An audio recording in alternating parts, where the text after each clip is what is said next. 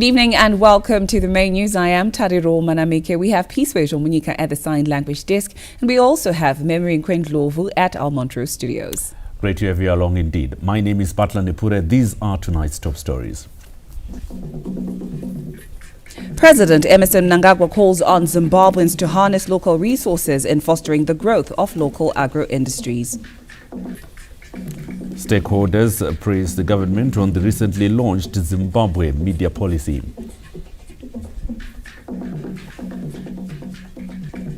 And then asked the late Ngugi what Thiong'o described as the master of African literature. And later on, when we look at sport, we're looking ahead to the big match, Dynamos Highlanders. Highlanders say they already have it in the bag. We'll be giving you details when we look at sport.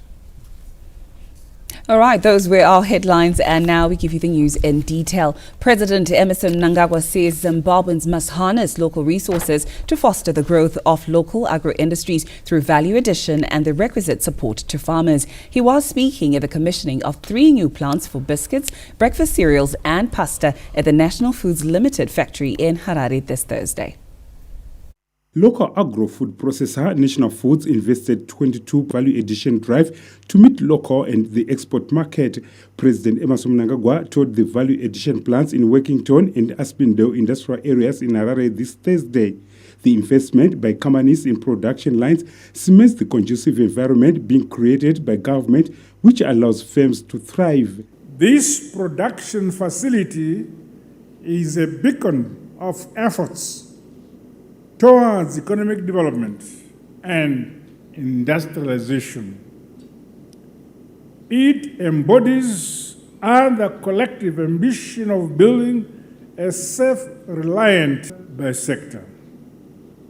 We, as Zimbabweans, we can harness our own resources to foster the growth of local agro-industries through value addition and the requisite support to our farmers.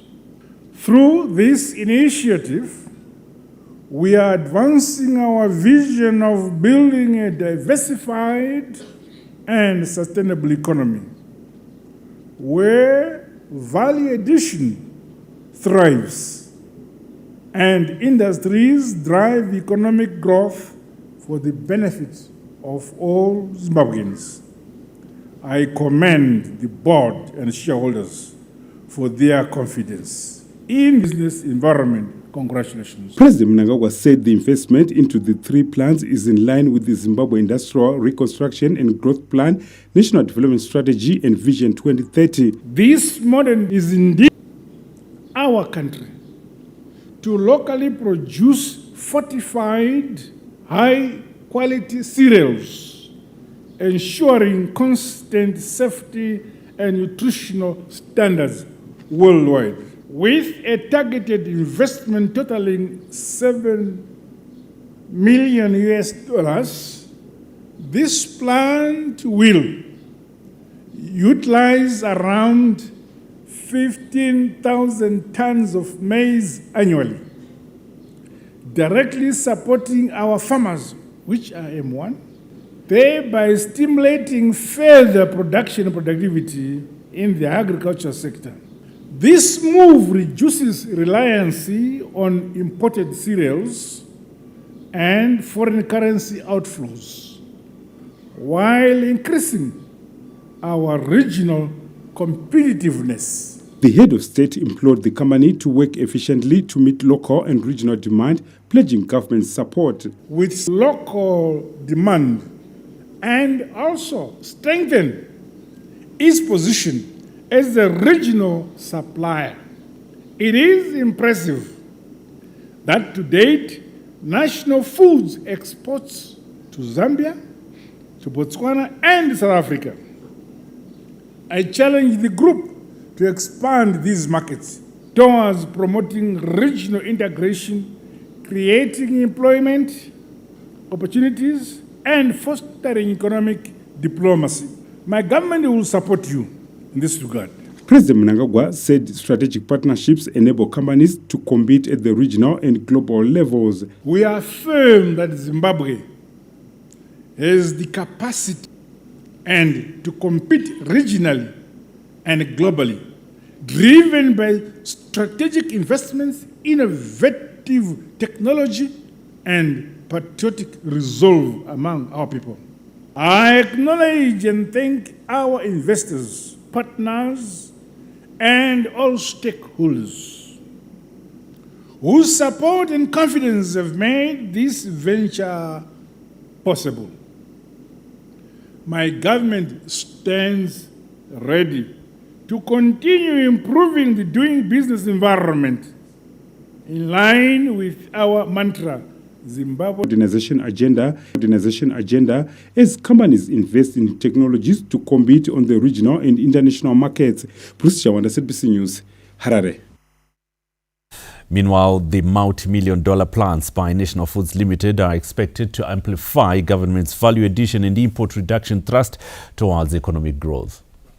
Within the National Development Strategy 1, modernization and continued industrialization are key deliverables, according to the Minister of Industry and Commerce, Honorable Mangaliso Ndlovu. The new addition to the national... Not only highlight the resilience of our local private sector, but also emphasize the significant investment and innovation opportunities present within our domestic manufacturing sector. We celebrate the accomplishments of National Foods Limited, while also reflecting on our broader vision for accelerating agro-industrialization.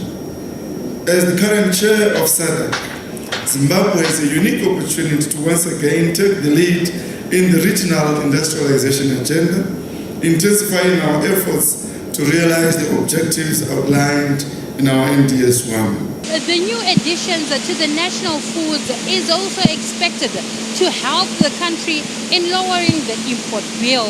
I think this is quite a noble gesture, especially if you look at what is contained in NDS-1, where we are saying for the raw materials that we have, the maize that we have, the wheat that we are producing, we want to add value.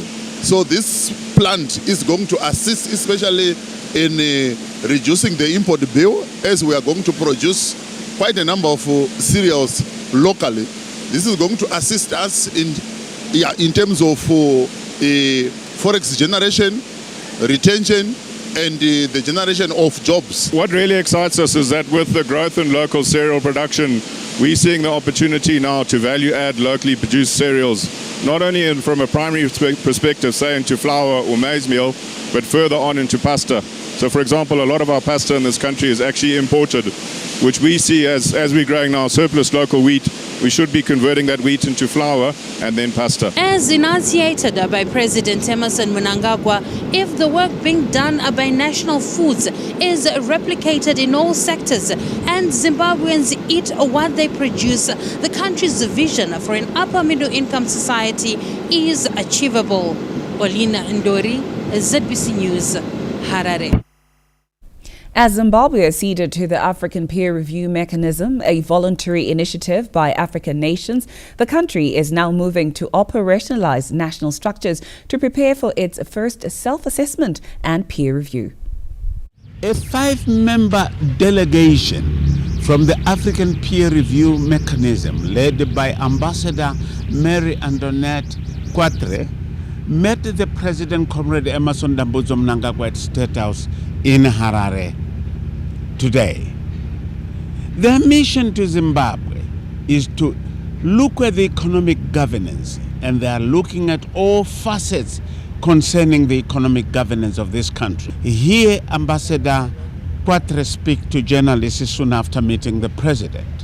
We've had very fruitful engagements, and our mission here from the African Peer Review Mechanism, which is an African Union organ on good governance and democracy, we are here in Harare because at the request of the government to have a review mission on economic governance and financial management.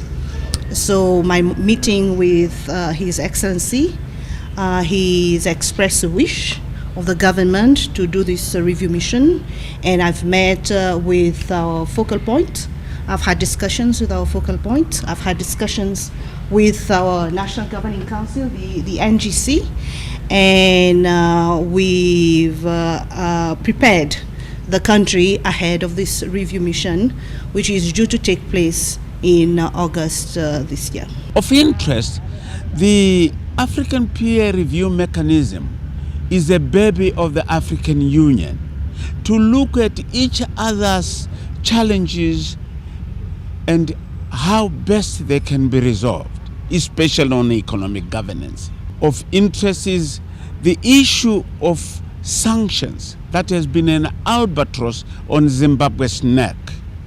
And Ambassador Quatre also speaks on that.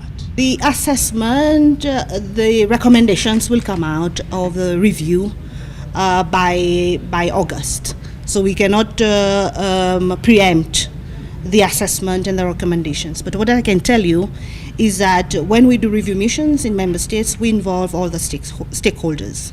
So it's going to be a nationwide mission, not only in Harare, but in the different provinces that you have. And we'll be meeting with different communities and sectors of government, and as well as the civil society organizations. So it's going to be a very comprehensive targeted review mission. After the review,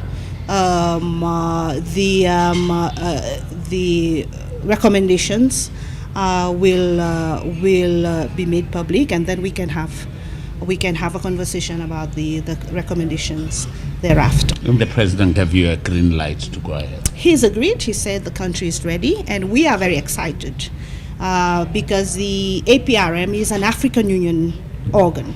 So we are here as Africans supporting an African member state, and this is very important because when we do the review missions, then we are basically answering this big question about African solutions to African problems. At the end of the day, in August this year, the African peer review mechanism will be in Zimbabwe, looking at all the issues concerning economic governance.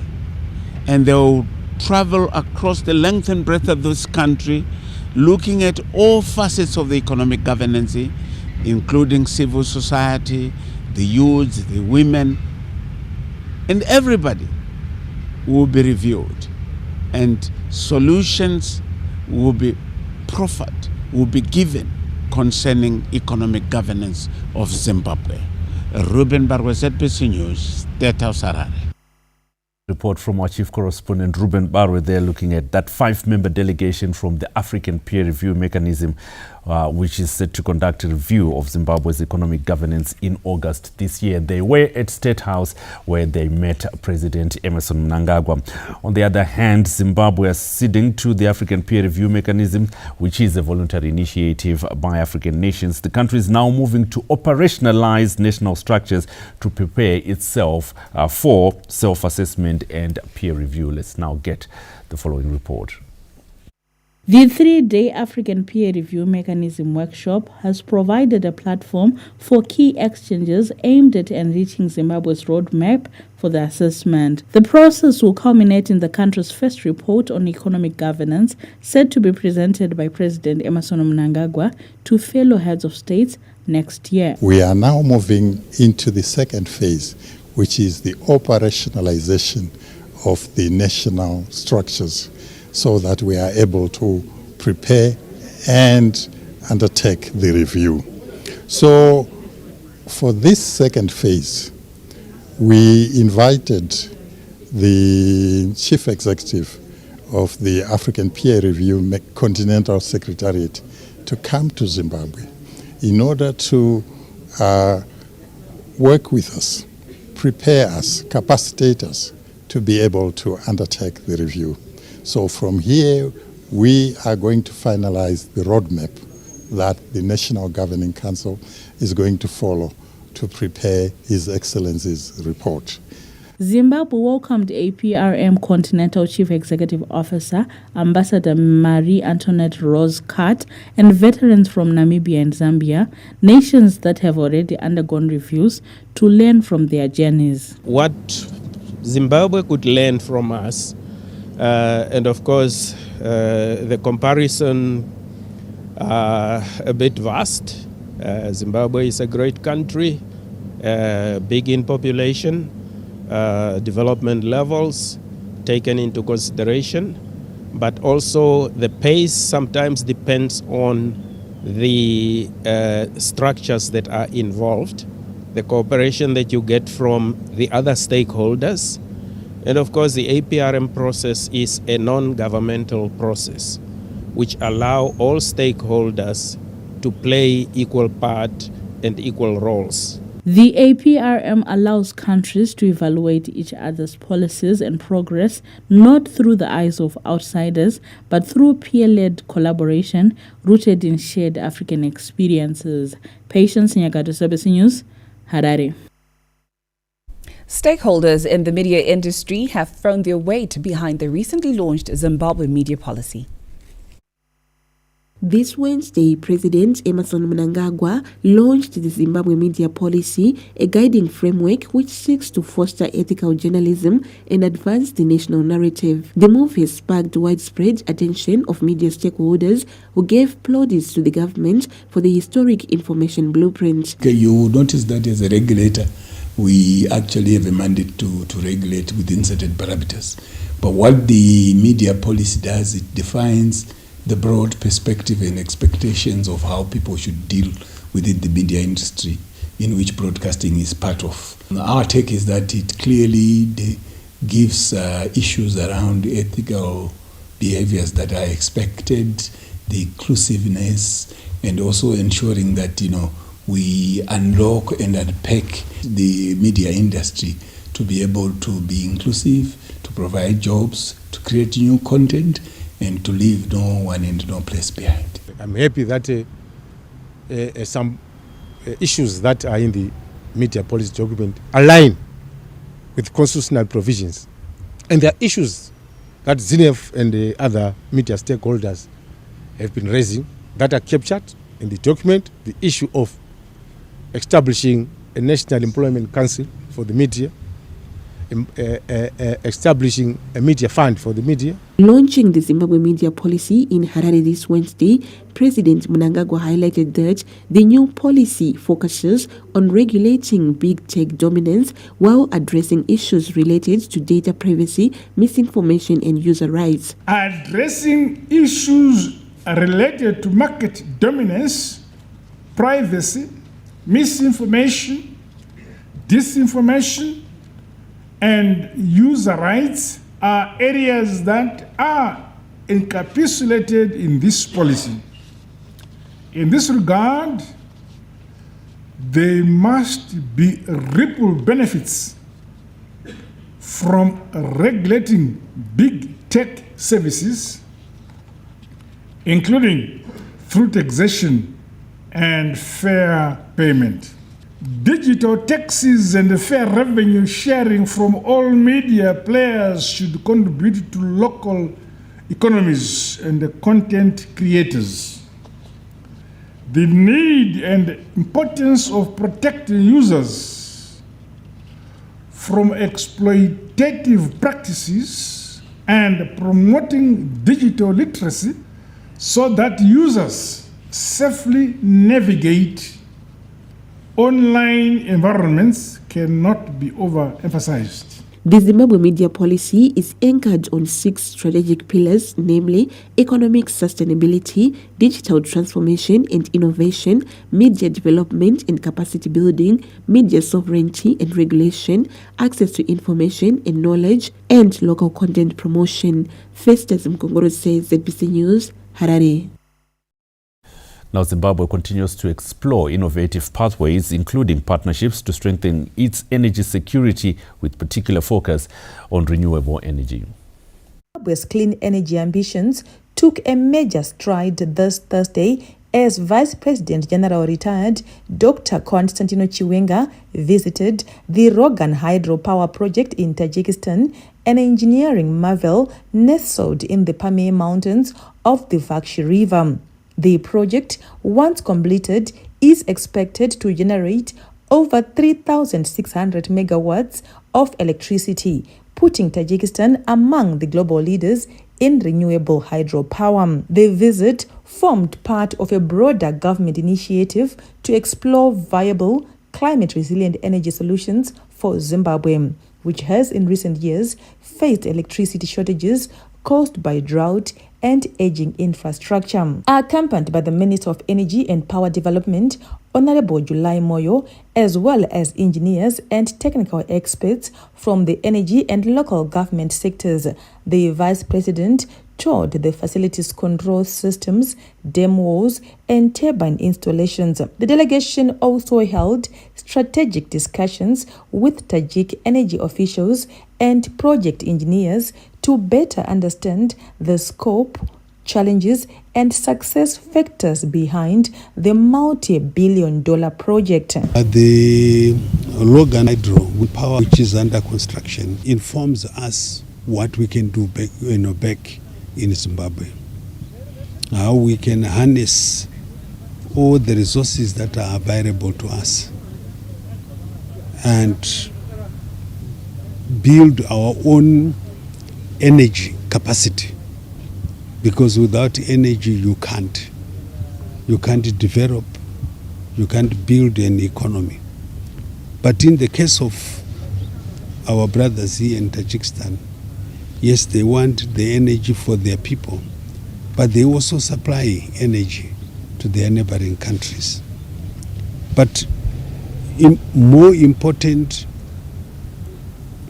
on the project is the resilience that we have seen from the planning and the amount of work and the coordination of all the companies that are working here. They have selected the best. Out of the 18,000 people working here, only 1,400 are expatriates, including our Zimbabweans we have seen here who are engineers working on this project. But the rest are the people from this country, which means at the end of the when they complete this project, they are able to build more projects. Once complete, the dam is expected to significantly contribute to Tajikistan's national grid, meeting domestic electricity needs while also enabling power exports to neighboring countries.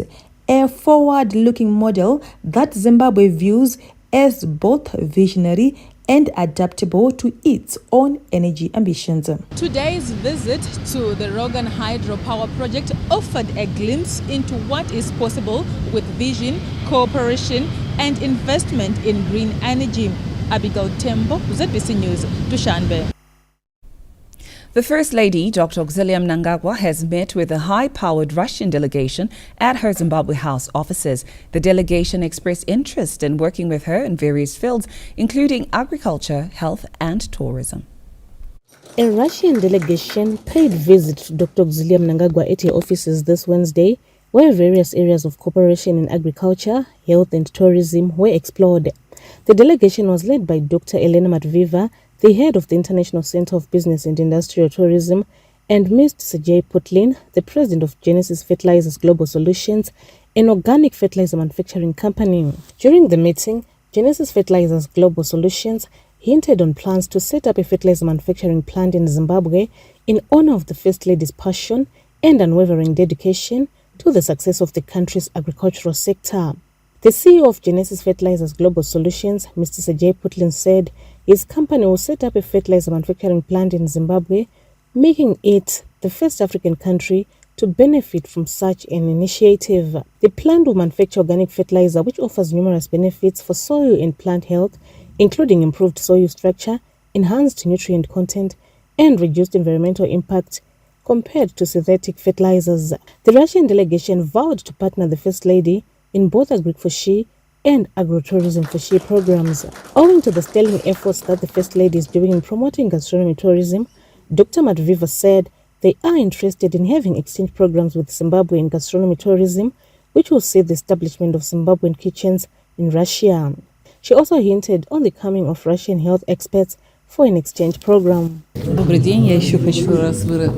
day. I would like to once more express my gratitude to Her Excellency Dr. Xulia Mnangagwa for the time and opportunity to meet today. This is first of all the support of small businesses of women of Zimbabwe, and also the visit of Russian medical experts in many spheres, be it oncology, surgery, and further. And also the gastro-tourism cooperation between Russia and Zimbabwe. We want to create a joint project of Russian kitchen in Zimbabwe and a Zimbabwe kitchen in Russia. And also the support of tourism, especially for visiting Victoria Falls, Safari, and many historical sites and buildings. Dr. Madviva, who is set to make a presentation in Egypt, said she will share with everyone how good Zimbabwe is and how the First Lady is working tirelessly to empower women. She also said she will encourage Russian tourists to visit Zimbabwe to ensure they enjoy the country's good hospitality and beautiful sites. The president of Genesis Fertilizers Global Solutions, Mr. Sergey Putlin, elaborated on his plans to establish an organic fertilizer manufacturing plant in Zimbabwe. Now we're considering to build here in Zimbabwe the first plant in Africa, to build it exactly in Zimbabwe. Yes, and I think it can provide country with a lot of workplaces, and especially for youth. The delegation also talked about the memorandum of understanding that was signed between the Ministry of Lands, Agriculture, Fisheries, Water and Rural Settlement and Genesis Fertilizers Global Solutions this Tuesday. The MOU's thrust is to promote women and youth participation in agriculture, production of organic fertilizer, and also scaling up agri-for-sheep programs, which are being championed by its patron, the First Lady. The First Lady, Dr. Xulia Mnangagwa, expressed delight, highlighting that the empowerment projects she is undertaking in a quest to improve livelihoods in general and the welfare of women are yielding fruits since women are result-oriented. Such programs include Agri-for-She and the recently launched Agro-tourism for She. Dr. Mnangagwa also highlighted strides that the country has made in promoting gastronomy tourism.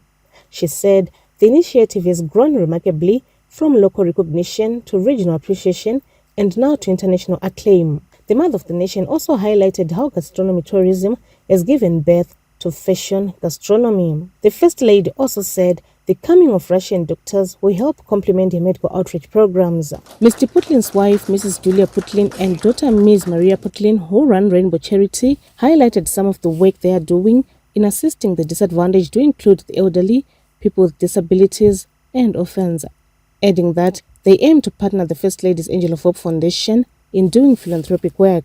We believe that the main focus should be on prospering and on further developing your future opportunities. Me and my mom, the owner of the charity fund Rainbow, we often find children with those who are disadvantaged and in need, such as young women with a lack of education and young children with disabilities, and not only children, as well as elderlies and overall people in need.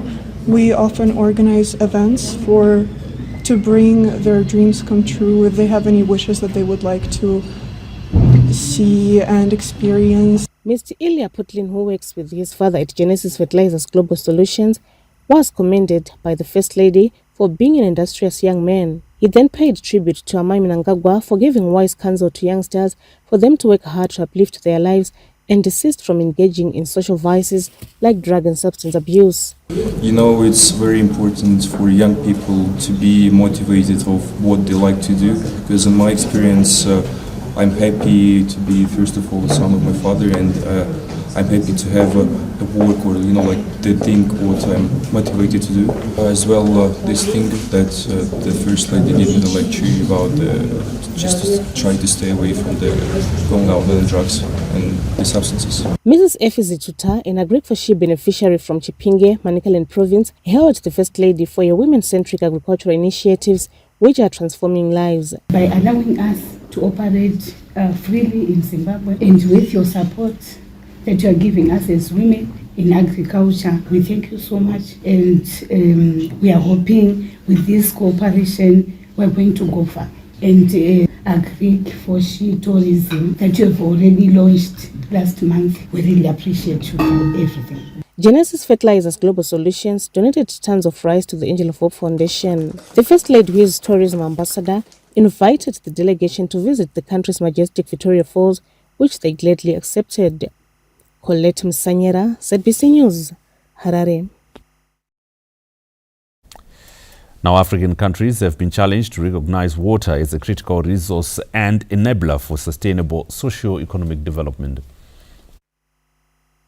Despite abundant water resources, both surface and underground ones, it has been noted Africa still has about 400 million people without access to safely managed water and 800 million without access to sanitation. As the third Pan-African Implementation and Partnership Conference on Water concluded in Lusaka this Thursday, stakeholders, delegates and ministers agreed more needs to be done to ensure water is made a priority in all areas of development. That water as Africa's most strategic resource and foundation of our prosperity, resilience, dignity, and unity, and therefore appreciate that strengthening water security and sustainable sanitation is a prerequisite for economic growth. For us to grow economy, for us to seek development in our areas, we need enough accessibility of water, the water that is on a blue drop, clean, drinkable, safe water. The Minister of Lands, Agriculture, Fisheries, Water and Rural Development, Dr. Anxious Masuka, underscored the need for a paradigm shift in managing water resources. And when we're looking at water, we're looking at the whole loop. From harvesting it, conveying it, reticulating it, through to wastewater treatment. And in the past, the water sanitation nexus has not been clearly articulated. That we need to continue to amplify the nexus between water, food, energy, aquaculture, so that water becomes an investment case. The departing words from the gathering is the urgent need for coordinated African-led solutions to challenges of water scarcity, climate change, and sustainable infrastructure. Memory Chamisa, ZBC News, Lusaka. A somber atmosphere engulfed the city of Kwekwe as scores of people gathered at a local funeral parlor to give a befitting send-off to the 12 people who perished in a road traffic accident in the city this Wednesday. It's a somber atmosphere here in Kwekwe as these people gather to bid farewell to their loved ones who perished in the traffic accident that sent some shockwaves across the country. The 12 who died in an accident involving 3 vehicles were granted a state-assisted funeral by President Emmerson Mnangagwa. The 12 include Reward Nyatsongo, Farai Bisent, Beauty Mberekwi, Saturday Moramasa, Joshua Muza, Maria Jasi, Manuel Magomana, James Ngwe, Emily Fucheuke, Violet Juja, Marias Mapanzure, and Henry Mtambara. Government says the numbers involved prompted President Mnangagwa to declare the accident a national disaster. Kufa kweumwe mumhuri hakuna kumira zvakadi zvakanaka. Asi sakani takaona kuti zvakakodzera kuti tizivise mutungamiriri wenyika baba Mnangagwa kuti tawirwa kuno netsaona. Saka tingaite sei tiri kuona kuti mhuri dzakawanda. Ndo sakani tichitenda kuti president vaMnangagwa vakatipa kuti tideclare national disaster kuita kuti vanhu vese vagovigwa nehurumende yeRepublic of Zimbabwe. Relatives of the accident victims expressed gratitude to government for its support. Mbonga ukuthi igovernment isenzele kahle besilahlekelwe silo besisoluthi singathini zinothendwa zikhurusa nemaka ukuthi bezonkuba ninge lusinathi awunacho urufu aro pinotice unosika anytime da kutanga kutenda kubatsirwa kwose pazvose zvaitwa zvose kuhurumende yedu ndochinhu chekutanga ndozotenda zvakare vose vatikuta mukati menzvimbo ino pamusoro pebasa nechiitiko chakaitika chese. Observers say the tragic Kwekwe Road traffic accident is a constant reminder that motorists need to exercise extreme caution behind the wheels to avoid unnecessary loss of lives. Tafarach Kumira, ZBC News, Kwekwe. May their souls rest in peace. Now, for these and more stories, do visit our website. That's www.zbc.co.zw. You can also follow us on our social media pages on Facebook, on X, as well as on YouTube. And the handle is @ZBC News Online. And there are more stories to come after the break. This is what you can look forward to. In our news, the late Ngugi wa Thiong'o described as a master of African literature. And later on in sport, it is the big match weekend. Highlanders will be playing Dynamos, and we're looking ahead to what fans can expect. Be sure to join us for that and more when we come back.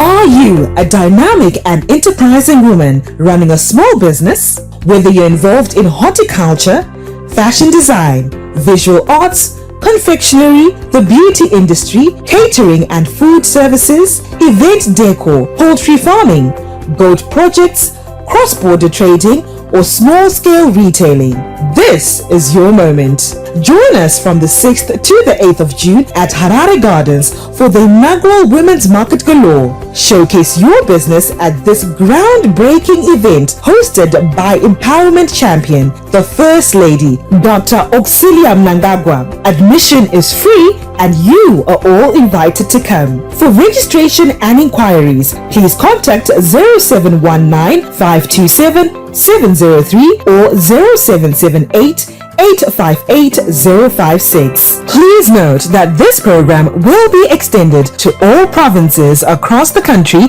on dates to be announced. Empowering women means empowering the nation. Don't miss this opportunity to shine.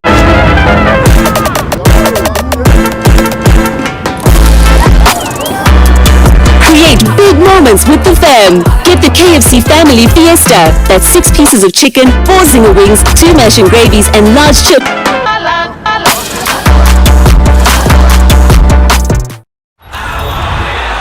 It's time for the main event. This is incredible.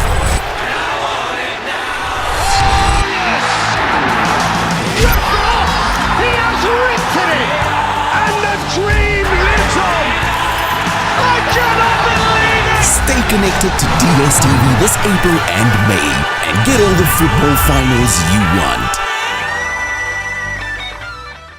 Welcome to a new era in tobacco farm. The Tobacco Industry and Marketing Board, TIMB, has rolled out the biometric grower management system to protect every genuine tobacco grower. With this innovative technology, only you can verify your identity for account adjustments, input collection, stop orders, and insurance. You also get support and payments without delays. Biometrics offer you security, efficiency, and transparency. Why wait? Visit the nearest TIMB office now with your national ID. We will capture your fingerprints and link them to your grower number. You can also register at tobacco selling points as you sell your tobacco. It's fast and it's easy. We guarantee that your biometric data is protected and will only be used to improve the tobacco industry database and process. processes. Our offices are in Harare, Butare, Lusape, Murundera, Bandura, Karoi, Mvurwi, and Chimbui. Visit the office nearest to you, get your fingerprints captured, and secure a thriving future for the tobacco industry. Register your fingerprints. Secure your future. Grow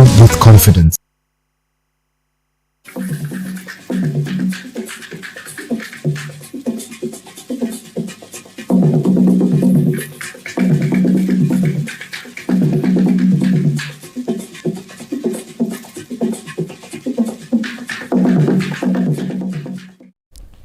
Welcome back and thank you for staying with us. We continue with the main news bulletin.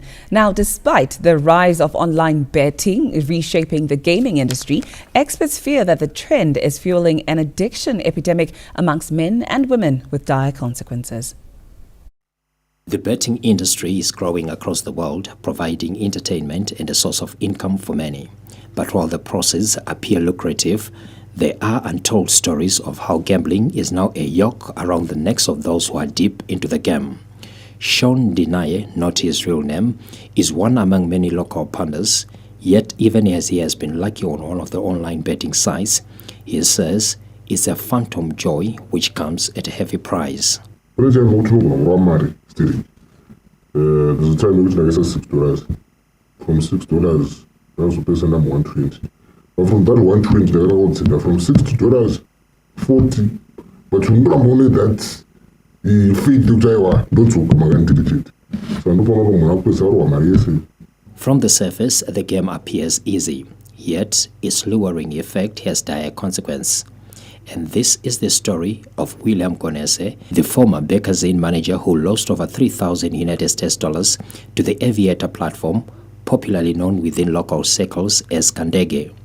He tells us gambling is like a demon that only leaves you when you are destroyed. Paunojiwa manje even iri yangu mari kuti ndadyiwa mari yangu azoti yandiwadza ndinokumbira kuti sha ndikweretesa ndikweretesa mari petinoona ka allowance kai nezvesalary aichakwani kwendiri ndakunodzosera munhu wezvikwereti ndodzosera munhu wezvikwereti ndakufesa issue kuti chikafu nerent saka pa chikafu nerent ndakumboti rega ndimbosolve nyaya yechi yerent chikafu ndochazosara arichi ari mawani.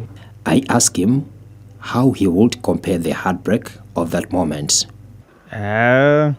Zvinga zinongowadza unodzungudza musoro ndakati ndadyiwa pese mari iyoyi ndakangana foni yangu ndakangotora ndikangoicrasha handambotarisa kuti ingaweta mari ine chii ndakangoti no man, this thing should come to an end. He is not alone. In another extreme case, a Gweru man is reported to have committed suicide after losing to the Aviator betting site in March this year. Psychology expert Dr. Christopher Muchena fears the increase in betting sites may be an unfolding epidemic. If we are not very careful, this could be another form of pandemic that is likely to affect mostly our young people. It's a very, very serious thing when it comes to addiction. The proliferation of a number of gambling sites across the country, in town, in location, has increased the interest in gambling and has created a lot of addictions. While betting has been in existence for many years, its history is scarred with downfalls of significant proportion, even for big names in the industry. Former snooker player Willie Thorne is among many examples of gamblers who struggled with addiction for several years, and during that time is reported to have borrowed almost £1 million to fund his habit. Theophilus Chuma, ZBC News, Harare. Well, in that report from Theophilus Chuma, let's now cross over to our Montrose studios where Memory is on standby with more news. Memory, great to see you always. Good evening to you, Butline. Good evening to the viewers at home. Moving on with the bulletin, Matavula and South Livestock Recovery Drive received a huge boost after the government unveiled the tractors to support the hay baling program meant to avert any future cattle loss. Having been slowed down by the El Nino-induced drought experienced last year, there is consensus among livestock farmers on the need for a robust process to bounce back, including massive fodder production and restocking. It is with that in mind that government has availed 8 tractors for the hay baling program in Matabeleland South as the province seeks to reduce over-reliance on the veldt, which has become unpredictable due to climate change. The tractors procured under the mechanization program are part of government's endeavor to build resilience among cattle-producing provinces. We have received 8 good tractors for use to bale, and we are promising that we are going to go out full scale now. We are also going to hire these tractors out to the farmers who have got balers. For a province that lost close to 35,000 cattle to drought last year, the availing of the tractors is a commitment by government to the revival of the key sector of the economy. We might not have a drought this year, but if you harvest that uchana, we will require that in terms of need, and we want to appreciate a lot. Look, and I'm sure if all the farmers are hearing what I'm saying, let's make use of these tractors and let's make sure that akusela nkomo omba akusela inkomo imbuzi idongi. Government has taken a proactive stance in the fight against climate change with Fumvuza in Twasa, irrigation development, silage production, establishment of business units and drought mitigation centers being some of the strategies adopted. Providence Maranelli, ZBC News, Gwanda. The ruling ZANU-PF party, through its Women's League, is intensifying its efforts to empower the once marginalized communities in the Midlands province, with various women groups receiving starter packs. The empowerment drive, which seeks to unlock value and improve incomes for thousands of women in the Midlands province, dovetails with the Second Republic's vision of rural industrialization. As part of supporting the vision, the League has procured a hatchery machine with a capacity to hatch 3,600 eggs for women in the Midlands province. Because no, atichatamburi pakuhechesa huku dzedu, takuisa huku dzakawanda. Se huku dzinotibatsira kuti vana vechikoro chaiko vana vachadzingu kuchikoro. The Midlands province leadership is appreciative of the gesture. Toda kutenda His Excellency Baba Mnangagwa.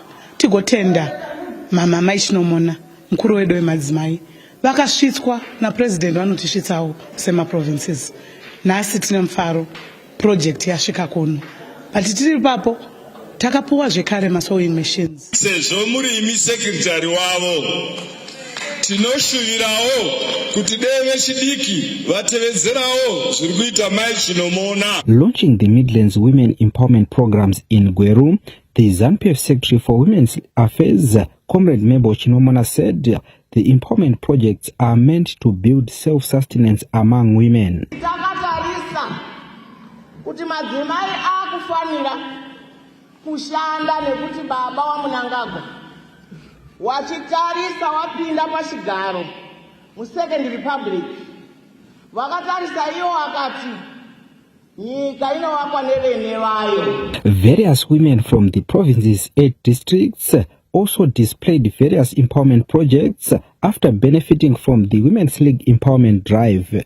Karajushe, ZBC News, Kwero. The 10th edition of the International Civil Aviation Organization Africa-Indian Ocean Aviation Week 2025 conference is underway in Victoria Falls, with Zimbabwe already reaping significant benefits from the high-level engagements.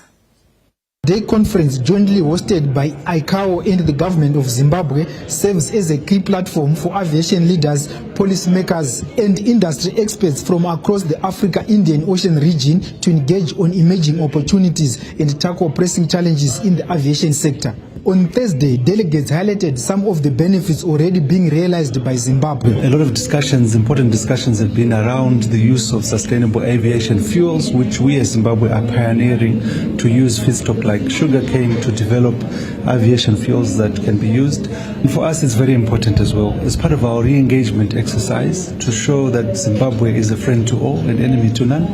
All delegates are pleasantly surprised with what they've seen here in this beautiful town of Victoria Falls, the capacity we have as a country. There's new technologies that are coming into the industry.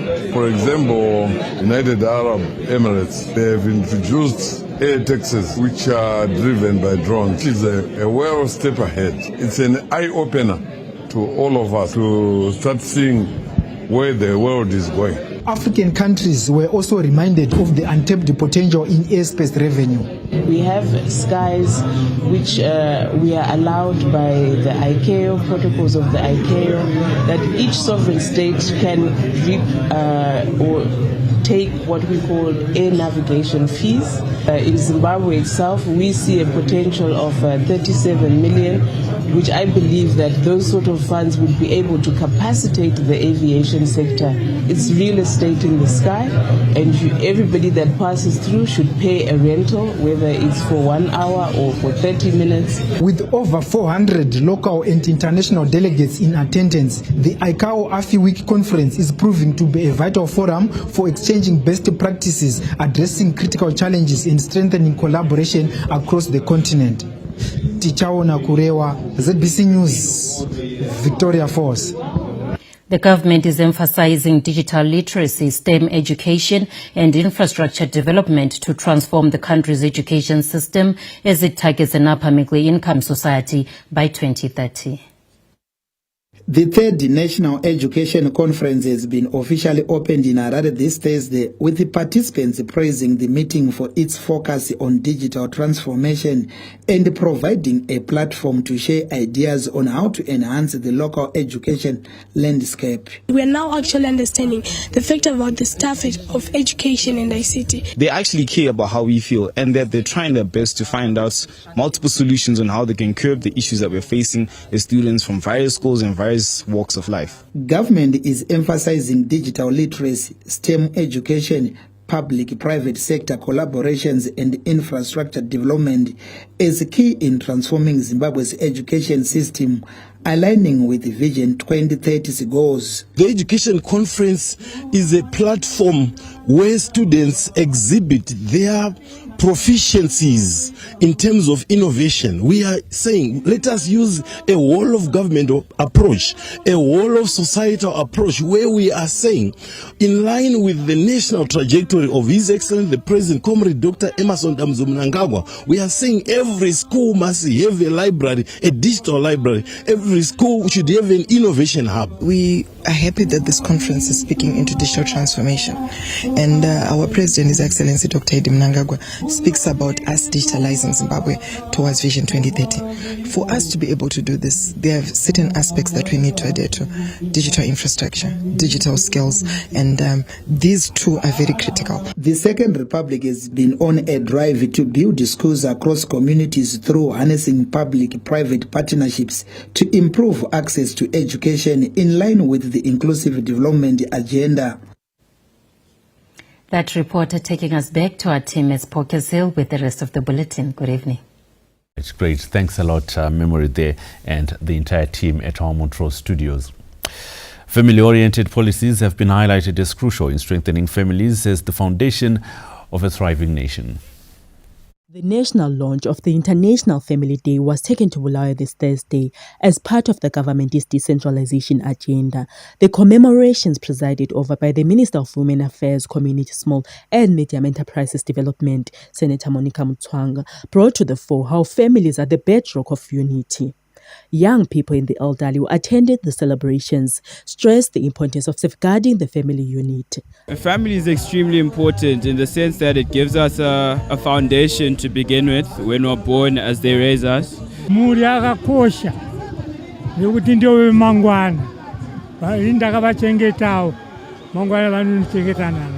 It was a very important day because we get to see the importance of the family.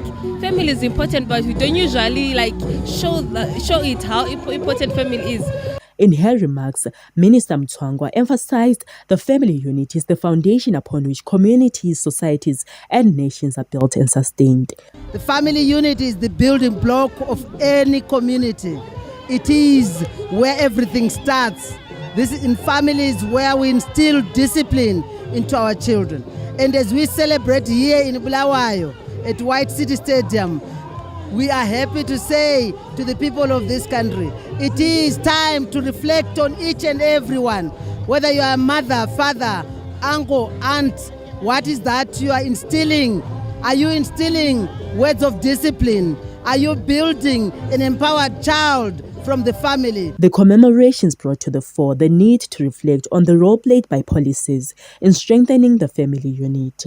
The family's safety, stability, and prosperity is important to the country's development. As any country can successfully and sustainably develop if family values are preserved in line with our cultural values. For it is in the family environment that a sense of responsibility can be instilled and social cohesion promoted and enhanced. This year's International Family Day was themed Family-Oriented Policies for Sustainable Development towards the Second World Summit for Social Development. Lisa Correa, ZBC News, Bulawayo. The trial of businessmen Mike Chimombe and Moses Mpofu will continue this Friday, with the state expected to lead with evidence from former Permanent Secretary in the Ministry of Lands, Agriculture, Fisheries, Water and Rural Development, Dr. John Basera. Chimombe and Mpofu were back again in court this Thursday for continuation of their trial after their matter was adjourned at its start on Tuesday. The state led evidence from former Permanent Secretary in the Ministry of Lands, Agriculture, Fisheries, Water and Rural Development, Dr. John Basera, who testified that it was Mpofu who signed the contract in question, although both Mpofu and Mike Chimombe attended the meetings. The trial is set to continue this Friday, with Dr. Basera expected to return to the witness stand to provide further testimony. The accused's legal team, led by Professor Lovemore Maduku, further clarified what transpired in the court. We were having our third witness being brought by the state. I think that was the former Permanent Secretary in the Ministry of Agriculture, I think John Basera. He was the one who was giving evidence on behalf of the state, and he has finished giving his evidence. Tomorrow we'll be cross-examining him on behalf of our clients. So all I can say is that he was just repeating whatever the allegations that the state has been making. The testimony marks a critical phase in the trial as the state seeks to establish the roles played by both accused in the alleged $7 million United States dollar fraud case. The duo was arrested last year after allegations of defrauding the government of more than $7 million United States dollars in a presidential goat pass-on scheme. Peter Chivima, ZBC News, Harare. Now, the Judicial Service Commission has concluded public interviews to select 8 judges for the Labour Court. The interviews were conducted on Tuesday and Wednesday this week, with the 27 candidates initially shortlisted. The selection process is a critical step in enhancing the country's justice delivery system and ensuring the swift resolution of labor-related disputes. 13 candidates were interviewed on Tuesday, while the remaining 14 were scheduled for Wednesday. However, 2 withdrew, leaving 12 to be assessed on their knowledge and competence in labor law. In an interview with ZBC News this Thursday, JSC spokesperson Mr. Daniel Nemukuyu highlighted some of the key takeaways from the 2-day assessment. We managed to interview a total of about 25 judges, of which 18 were interviewed on Tuesday, then 12 were interviewed on Wednesday. As we speak, the commissioners are locked up in a meeting to deliberate on the outcome of the interviews. Then after that meeting, I think the recommendations will be sent to the president, and a final list of the candidates and their results will be forwarded to the president for appointment.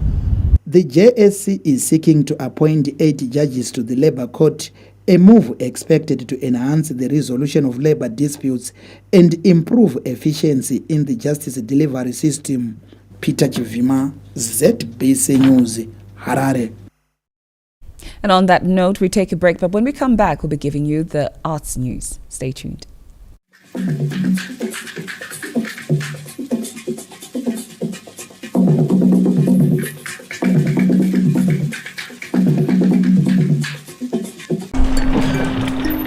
Shark on the line. He took my fish.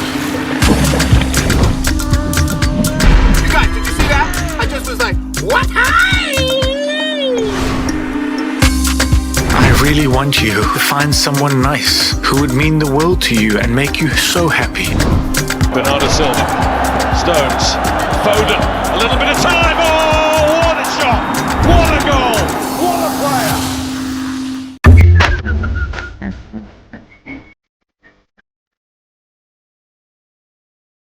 Hello?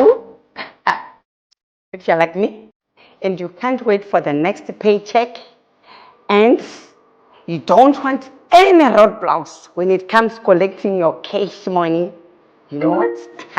Okay.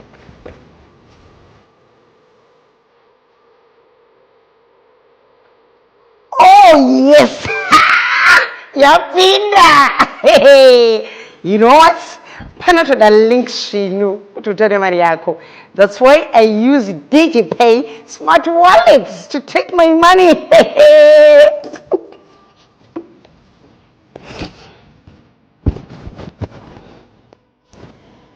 You know what?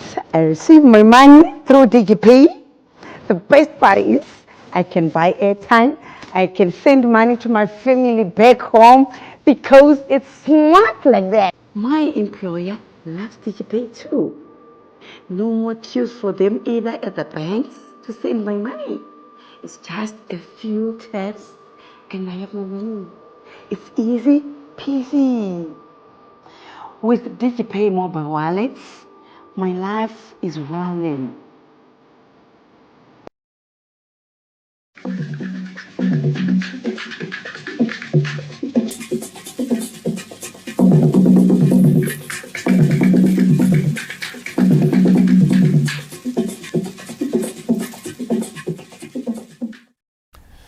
Now, tributes have continued to pour in following the death of renowned Kenyan prolific writer and scholar Ngugi wa Thiong'o. He has been described by many as the father of African literature.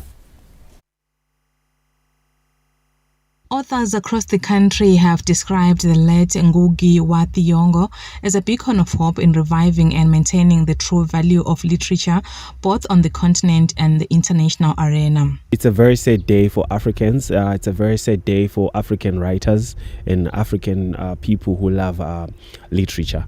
Ngugi wa Thiong'o influenced some of us to start thinking about writing. Waetipa manyuku kwazo ndume iwoyu ngobe imi sekwangu ndakatangisa kwala limwe bhuku ndikwala nechikuwa ngono nenthaye kuti Ngugi unu waka hakakwazo kuti ma-indigenous languages amilidziwe.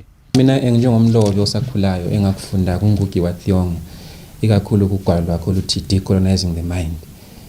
Ukuthi kumele sizigqaje ngolimi lwethu sizigqaje ngamasiko ethu. Ngugi's work challenged colonial narratives and emphasized the importance of African languages and identity.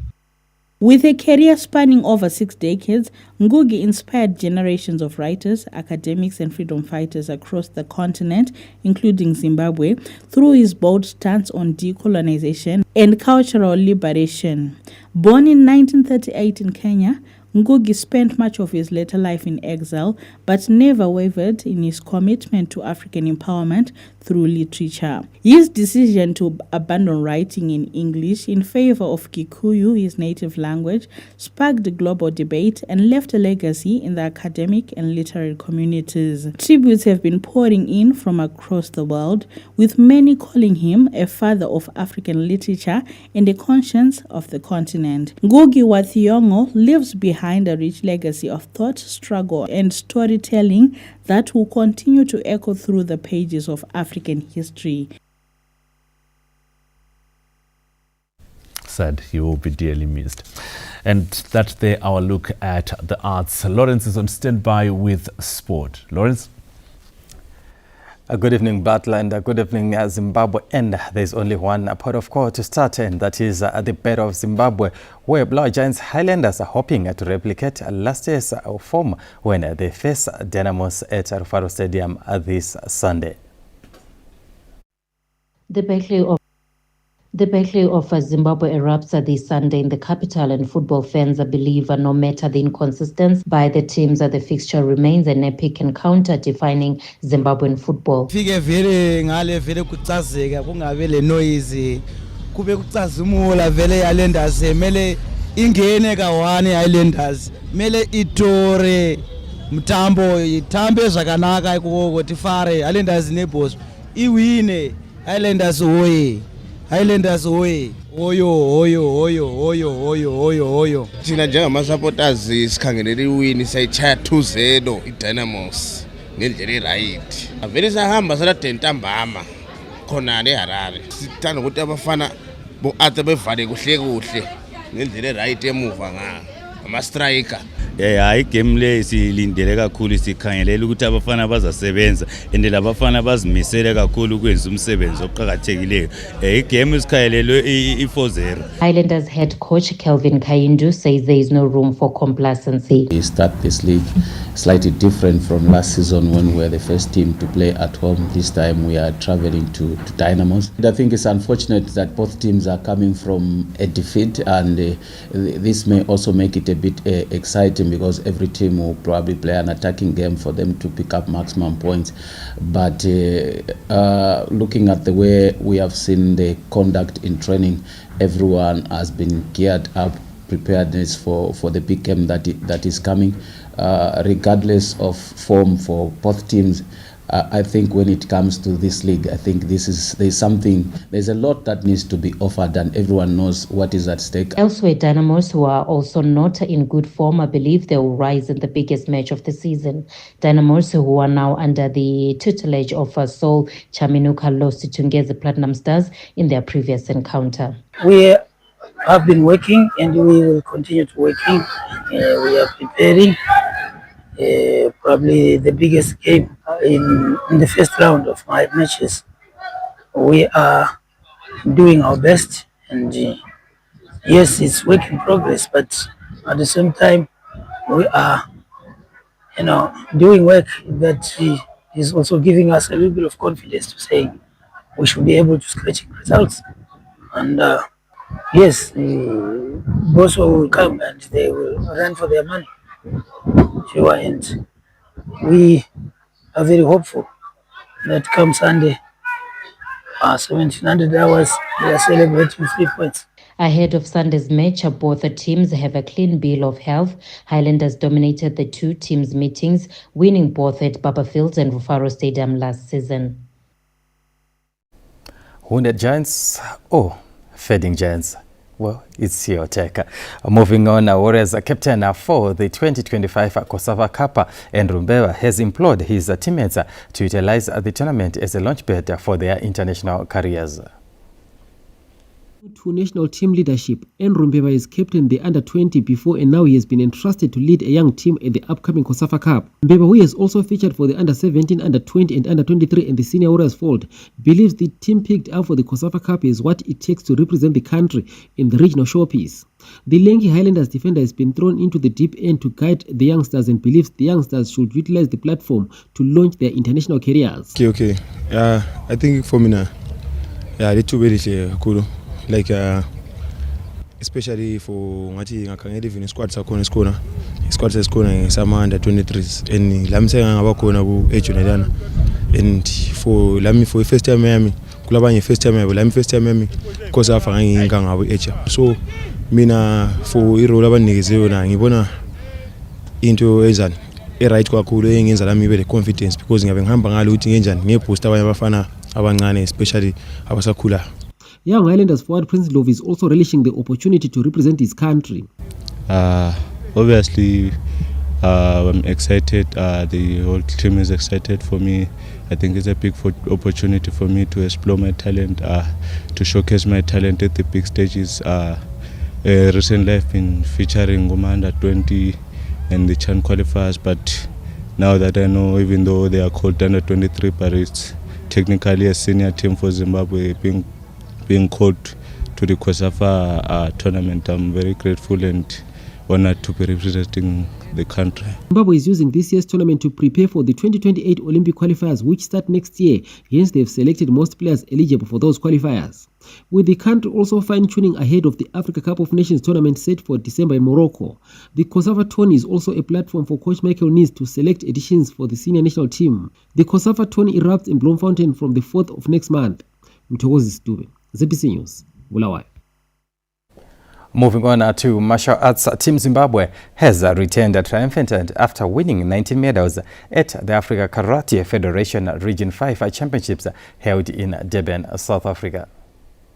Team Zimbabwe returned home this Thursday with 19 medals, 3 gold, 2 silver and 14 bronze.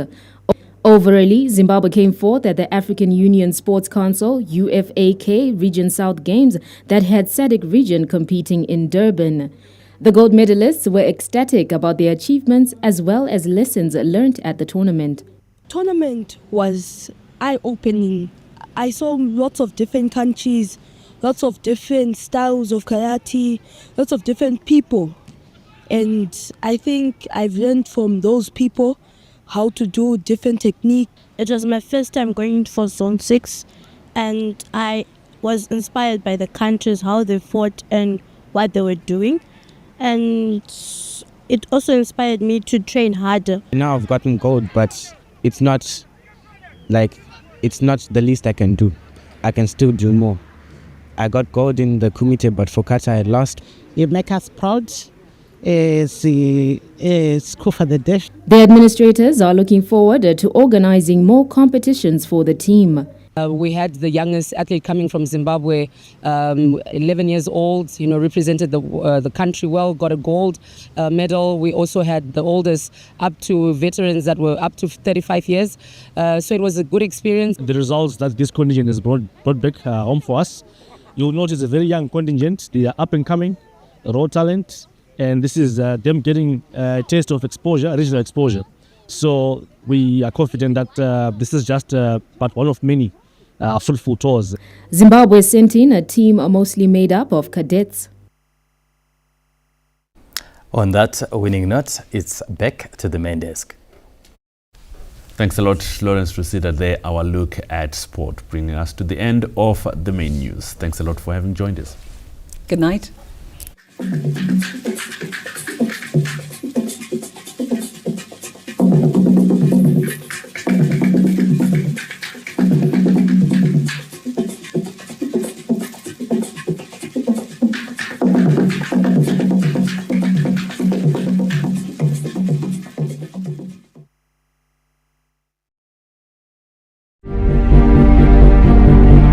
ZBC Current Affairs, thriving for excellence and perfection in setting the agenda, shaping the Zimbabwean story and sustaining the narrative through detailed analysis and discussions, bringing to you polished live coverage of national events. We are ZBC Current Affairs, delivering to you the national budget, live parliamentary debates, independence, Heroes Day and Defense Forces events. We bring you insightful documentaries, special programs, and thought-provoking debates. ZBC Current Affairs. We are definitely Zimbabwean, telling an accurate, balanced, and unfettered Zimbabwean story.